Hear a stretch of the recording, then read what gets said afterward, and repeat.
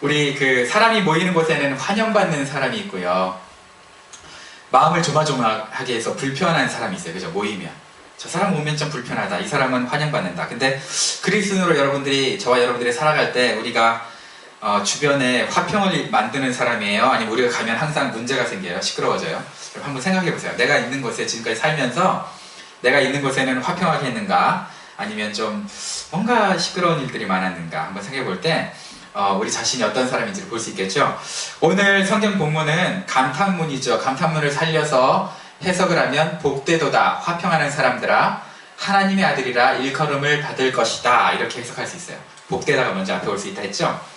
누구나 화평을 원하죠. 그죠? 화평, 평화라고 하기도 하고 평안이라고 하기도 하는데 여러분 발음 잘해야 돼요. 화병이 아니에요. 화병을 원하는 게 아니라 화평을 원해요. 우리가 친구들, 직장, 가정, 심지어 교회에서도 화평을 원하지만 근데 요즘에 좀 보면 안타깝게도 분쟁이 더 많은 것 같아요. 그죠? 분쟁이 좀 많아 보이는데 여러분 화평과 돈 중에 어떤 것을 선택하시겠어요? 화평과 돈 중에 하나만 선택하라 그러면 물론 우리는 둘 다 갖고 싶죠. 그쵸? 화평도 갖고 싶고 돈도 갖고 싶은데 돈이 너무 없으니까 돈을 더 선택할 수도 있겠어요. 화평보다는.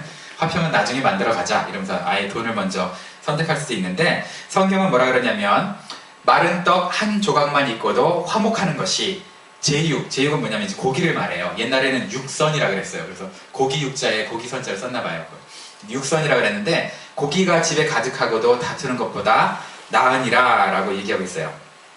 물론 돈이랑 화평이랑 같이 있으면 얼마나 좋아요. 그런데 사람이 살다 보면 돈과 화평이 함께하기가 어려운 것 같아요. 이상하게. 우리는 안 그랬으면 좋겠는데 돈과 화평이 항상 문제가 생기는데요. 사람이 살면서 인간관계가 나빠지는 주된 이유가 여러분 뭐라고 생각하세요?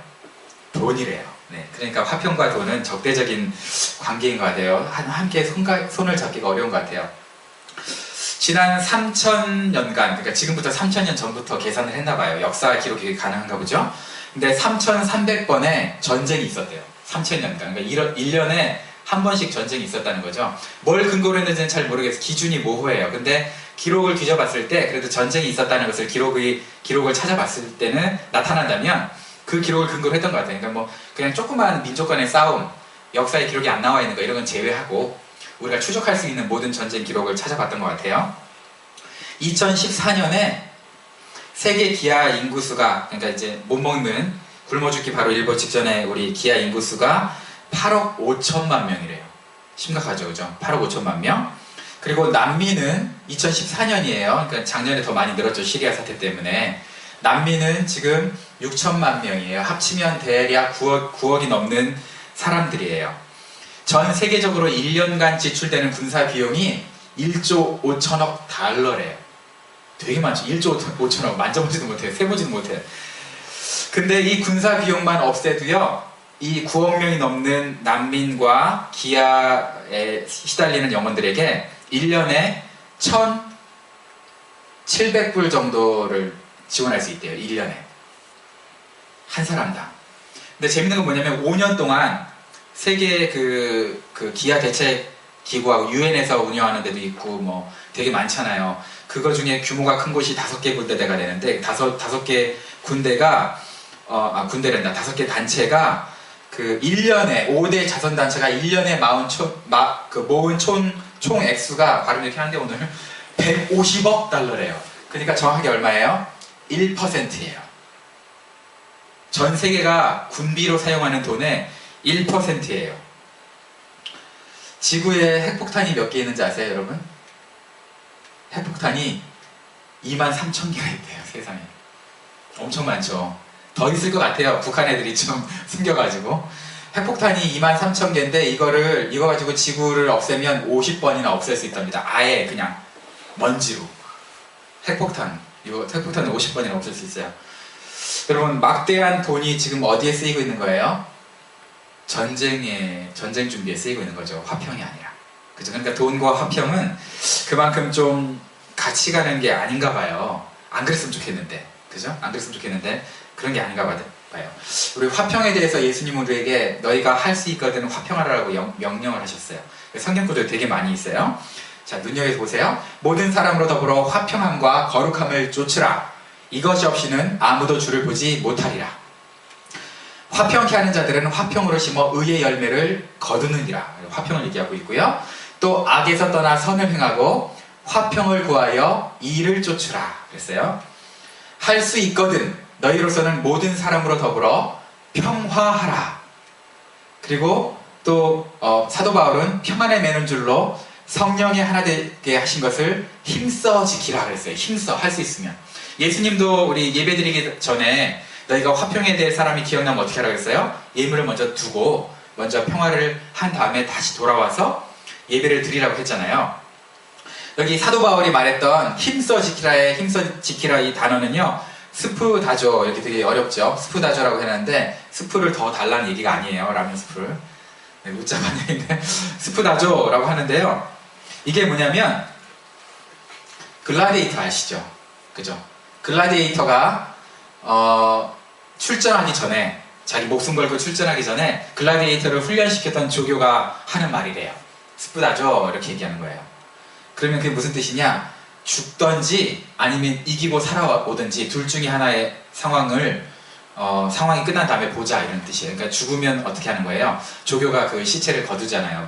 자기 밝혔으니까 얼마나 마음이 짠하겠어요.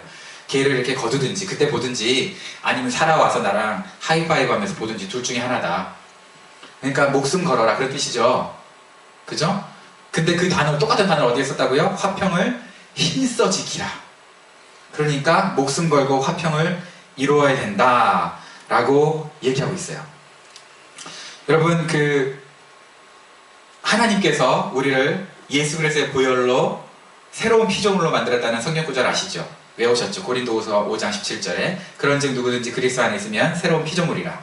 이전 것은 지나갔으니 보라 새 것이 되었도다. 여기까지 우리가 외워요. 근데 왜 하나님 우리를 새 걸로 만들었을까요?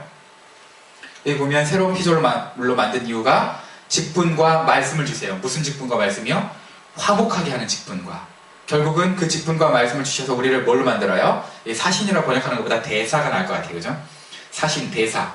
우리를 그리스도의 대사로 만들려고, 그러니까 우리를 통해서 하나님이 화목하게 하시려고 우리를 새로운 피조물로 만들었는데, 우리는 새로운 피조물로 만들었다는 것을 그냥 누리고 즐기려고만 해요. 그 목적을 잘 모르고. 하나님 우리를 새로운 피조물로 만든 이유가 화평케 하는 자가 되게 하시기 위해서라는 거예요. 그 WCC라고 혹시 들어보셨어요? 세계 교회 협의회라는 곳인데요. WCC라는 단체는 모든 종교가 서로 화합을 하자.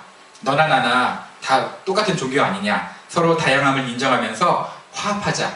그런 차원에서 생겼어요. 그러니까 종교 간의 대화를 통해서 더욱더 화합을 이루려고 하니까 그냥 겉으로 보기에는 너무 좋죠.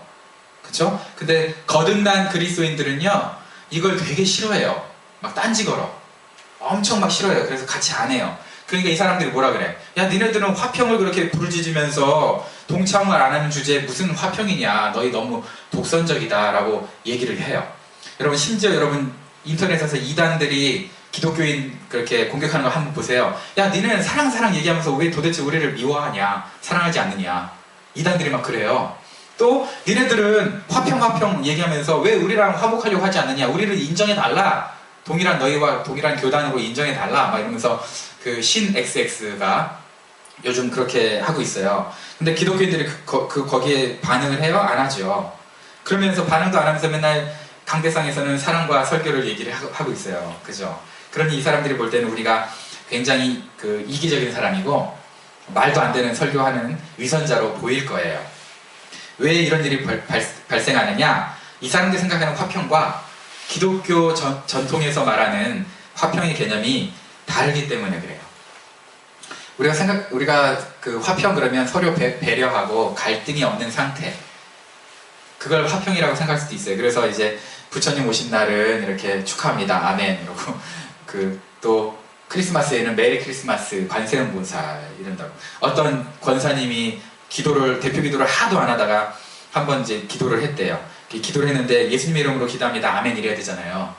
근데 그게 기억이 안 난 거예요. 그래서 나 막 기도한 다음에 어떻게 기도해야 되지? 마지막을 어떻게 하더라 그러더니 맞아 그렇지. 나미아미타불 관세음보살 이랬대요. 진짜 그랬대요. 그래서 제가 동영상 찾아봤는데 시간이 없어서 못 찾아봤어요. 그렇게 요즘 종교 간의 화합이 주제가 되고 있어요. 물론 종교 간의 화합하면 좋죠. 그리고 우리가 뭐 가는 곳마다 뭐 투쟁과 분쟁이 생기는 것보다는 화평케 하는 게 좋겠죠. 그래서 평화주의자들은 우리 폭력보다는 이런 평화주의자들은 폭력보다는 뭘 원해요? 비폭력, 무저항, 그죠? 그렇게 해서 지금까지 사회를 바꿔오려고 노력을 했어요. 이게 더 지혜로운 방법이죠. 그치만 우리가 무조건 배려해주고 충돌을 피한다고 화평이 될까요? 여러분 화평하려고 한번 노력해 봤잖아요. 안 해보셨어요? 했을 때 우리가 상대방을 무조건 배려한다고 화평이 죽을 때까지 가요? 안 그래요. 그죠? 평강의 왕이신 예수님도 그리고 평화의 사도라고 불렸던 사도 바울도 항상 조용하고 평온한 방법으로 일처리를 했던 건 아니에요. 막 밥상도 없고 막 그죠? 발로 차고 막 화도 내고 그러셨어요.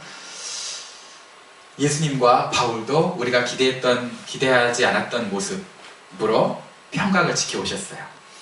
그러면 화평의 사전적 의미는 뭐냐? 화목하고 평온해요. 아니 뭐야 도대체 이게 화평이래. 화목? 평온. 그래서 화평이라는데 조금 더 풀어보니까 뭐냐면 화목은 서로 뜻이 맞고 정다우며 조용하고 아무 일 없는 것, 이걸 평온, 화목, 평온 합쳐서 화평이래요.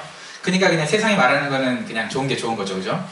근데 기독교의 의미랑은 상당한 차이가 있어요. 구약에서는 샬롬을 썼고요, 신약에서는 에이레를 썼는데, 샬롬은 뭐냐면 샬롬은 사람이 만들 수 없는 화평이에요. 하나님이 부어주시는 것으로 완전하고 평온한 상태, 이런 뜻이. 하나님이 부어줘서 완전하고 평온한 상태.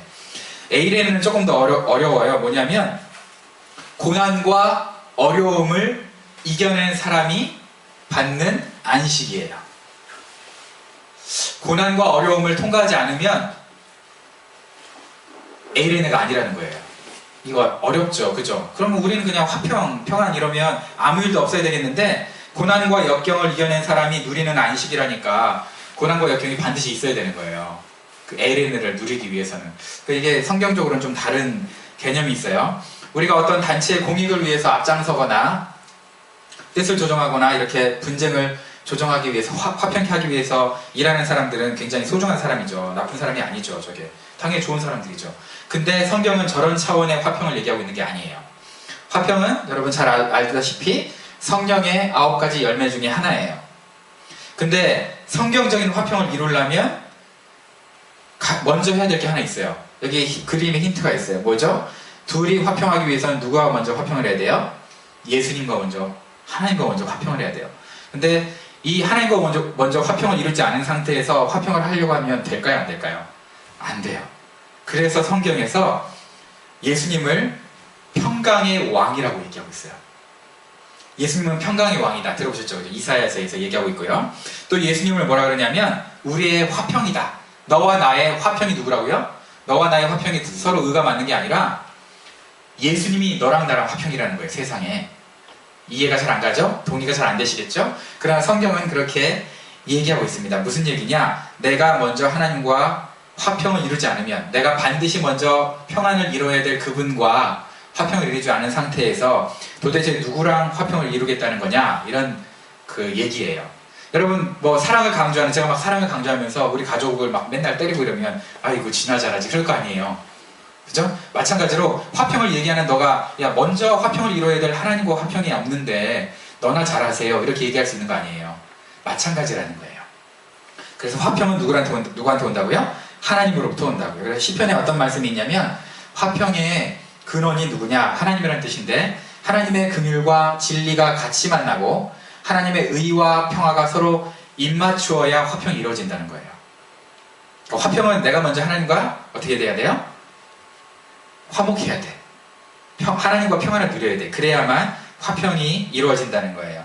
여러분 이게 안 돼서 나중에는 처음에는 화평한 것 같이 보였는데 나중에 이 하나님과의 화평이 없는 사람이 화평을 이뤄가면서 이게 안 돼가지고 나중에 밝혀지면 아, 저 사람이 화평 노벨 평화상 받았는데 결국은 저 사람이 정말 평화를 누렸던 건 아니구나. 진정한 평화는 아니었구나. 이기적인 욕심이 있었구나 그 안에. 그런 거 우리 깨달을 적이 많이 있잖아요. 그죠?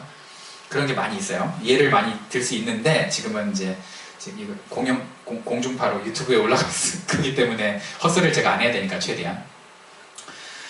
진정한 화평은 예수님 안에서만 우리가 가능해요.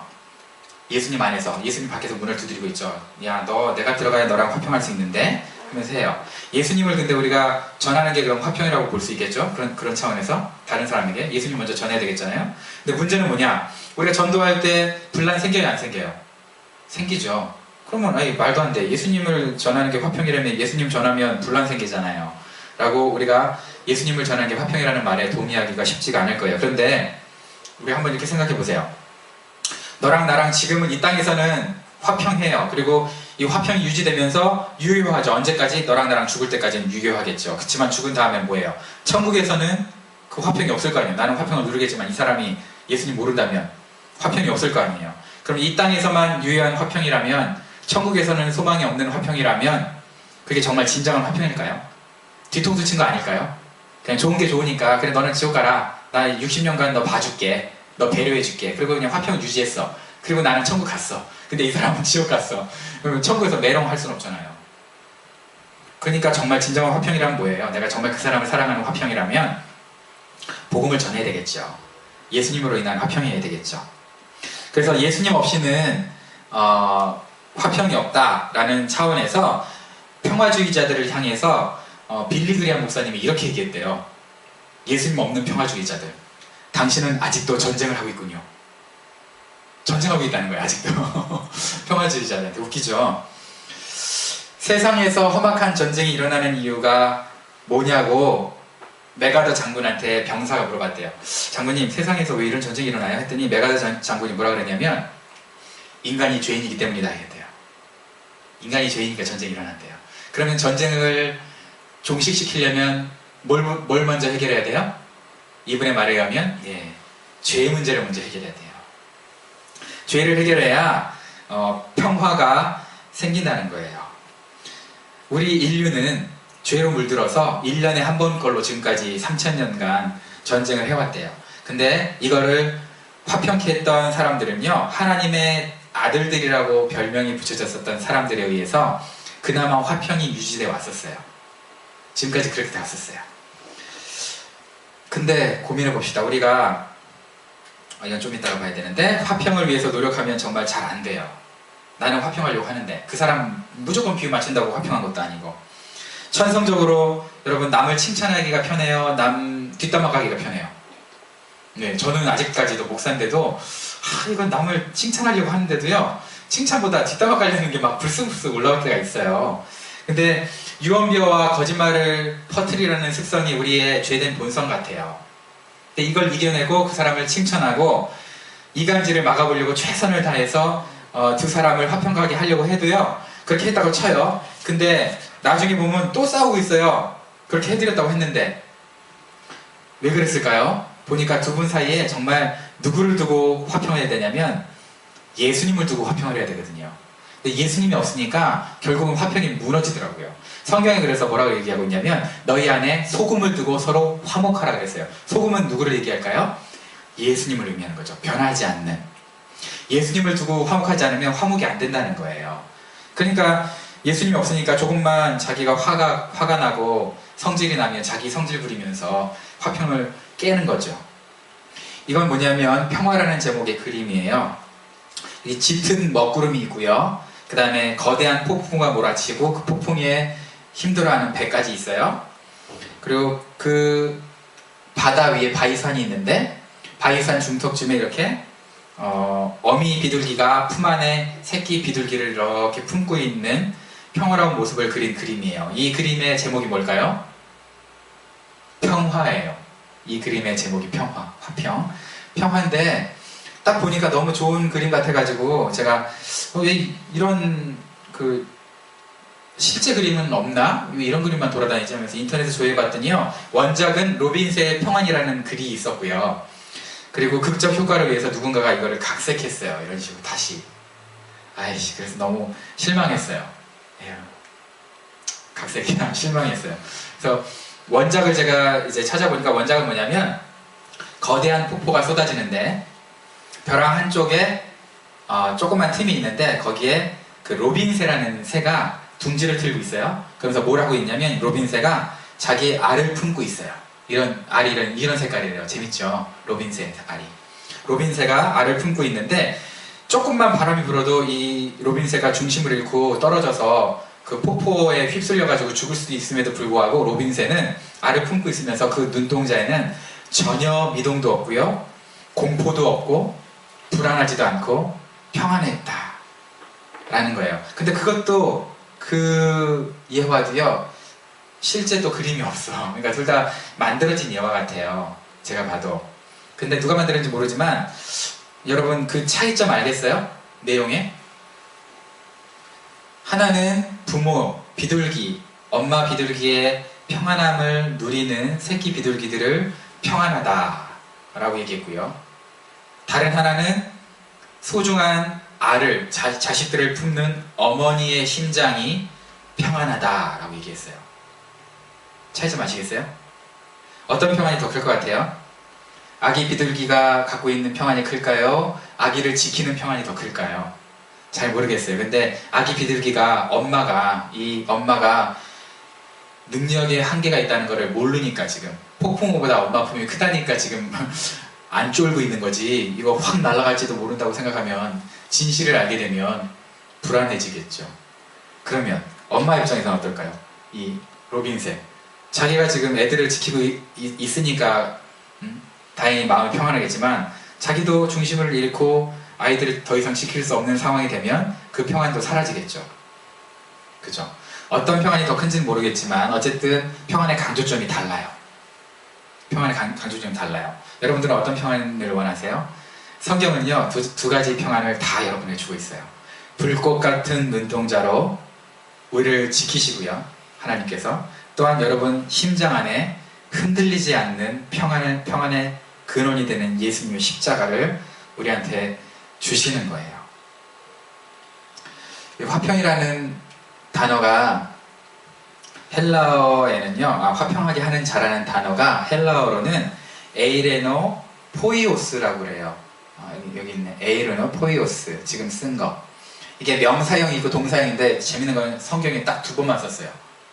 꼴랑 2번만. 세상에 되게 많은데 화평하게 하는 자를 2번만 썼는데, 골로새서 1장 20절에 그의 십자가의 피로 화평을 이루사라고 이렇게 이루사로 번역을 했어요. 근데 이게 뭐냐면 동사형이에요. 이게 에이레노 포이오스의 동사형인데요. 사실은 화평을 이루사라고 하면 안 되고, 그러면 화평하게 하는 자가 되사라고 번역을 해야 돼요. 그러니까 오늘 본문이랑 똑같아요. 오늘은 화평하게 하는 사람들은 복이 있으니까 그 사람이 뭐라고? 하나님의 아들이 된다 그랬잖아요. 그죠? 아들의 일컬음을. 그것처럼 예수님이 뭐냐면 화평하게 하는 자가 되셨다는 거예요. 그러면 두 개가 연결이 되죠. 자, 예수님께서 화평하게 하는 자가 되었어요. 근데 지금 우리가 화평하게 하는 자가 돼요. 그러면 우리가 누가 된다는 거예요? 하나님의 아들이 된다는 건 당연한 거잖아요. 두 개를 비교해 봤을 때. 그죠? 하나님의 아들이신 예수님께서 십자가의 피로 화평하게 하는 자가 되셨으니까 우리도 화평하게 되면 그렇게 그걸 따라갈 수 있다는 거죠. 물론 우리가 예수 믿는다는 얘기는 아니에요. 우리는 구세주가 될 수 없죠. 그런 의미는 절대 아닌데, 예수님께서 화평하게 하는 자가 됐는데 뭘로 됐냐면 십자가의 피로 됐어요. 이게 굉장히 중요해요. 십자가의 피로. 예수님의 십자가의 피로. 그러니까 우리가 사람과 사람 사이 화평하게 하려면 뭐가 필요하다는 거예요? 네, 십자가의 피가 필요하다는 거예요. 여러분, 십자가의 보혈 없이 우리는 절대 화평을 이룰 수 없습니다. 여러분, 예수님의 화평은 우리가 예수님의 보혈을 전하면서 전해지는 거예요. 예수님도 십자가의 피로 자기를 화평하게 하는 사람으로 만들어 가셨다고 오늘 얘기하고 있잖아요, 성경에서. 우리가 뭘로 화평할 거예요? 여러분, 뭐 잠깐 비유 맞춰주면서 이거 못하는데 잘한다고 그냥 거짓말 해주면서, 아니면 여러분 어렵게 모았던 그 물질, 아깝지만 그래도 내가 이 마음을 위로해줘야 되겠다면서 여러분 그 물질로 선물 사가지고 풀어줄 거예요? 그런 걸로 할 수 있겠지만 결국은 얼마 오래가지 못해요. 그런 화평은. 어떤 화평이 오래가느냐?